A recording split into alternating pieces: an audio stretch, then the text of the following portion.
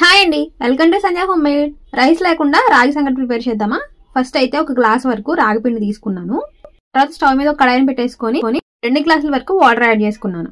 ఇప్పుడు మనం తీసుకున్న రాగి పిండిలోంచి ఒక 4 స్పూన్ల వరకు రాగి పిండిని తీసుకొని మనం ఈ వాటర్ మరిగిన తర్వాత వాటర్ యాడ్ చేసుకొని ఉండలు లేకుండా కలిపేసుకోవాలి. ఆ వాటర్ లోనే కొంచెం సాల్ట్ కూడా యాడ్ చేశానండి. కలుపుకున్న పిండిని వేసేసుకొని ఒక 10 నిమిషాల వరకు కలుపుకుంటే ఇలా ఉడికించుకోవాలి. ఒక 10 నిమిషాల తర్వాత ఇందాక కొంచెం సాల్ట్ యాడ్ చేశాం కదా, ఇప్పుడు ఎంత పడుతుందో చూసుకొని ఇంకొంచెం సాల్ట్ కూడా ఇక్కడ యాడ్ చేసేసుకోవాలి. తర్వాత యాడ్ చేయడానికి ఉండదు. ఇంకా ఇప్పుడు మనం పొడి పిండి పక్కన పెట్టుకున్నాం కదా, ఆ పిండిని ఒకే దగ్గర కాకుండా మొత్తం ఈవెన్ గా స్ప్రెడ్ చేసుకోవాలి. తర్వాత మూత పెట్టుకొని 15 నుంచి 20 నిమిషాలు మీడియం ఫ్లేమ్ లో ఆవిరి మీద ఉడికించుకోవాలి. ఇప్పుడు పిండినంతా ఒకసారి బాగా కలిపేసుకోవాలి. ఇంక ఉడికించాల్సిన అవసరం లేదు, స్టవ్ ఆన్ లోనే ఉందండి.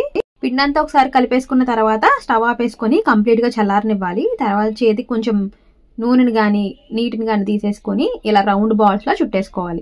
లేదంటే ఒక గిన్నెలో కొంచెం నెయ్యిని అప్లై చేసుకొని ఈ పిండిని యాడ్ చేసుకొని రౌండ్ గా తిప్పుతూ ఉండాలి. ఆ రౌండ్ షేప్ ఈజీగా వచ్చేస్తుంది. తర్వాత ఈ రాగి సంగటిలోకి నాన్ వెజ్ కర్రీ అయినా వెజ్ కర్రీ అయినా ఏదైనా బాగుంటుంది.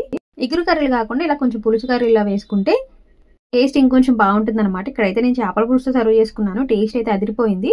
ఇంతకీ ఎంతమందికి రాగి సంగటి అంటే ఇష్టం? కామెంట్స్ లో షేర్ చేయండి.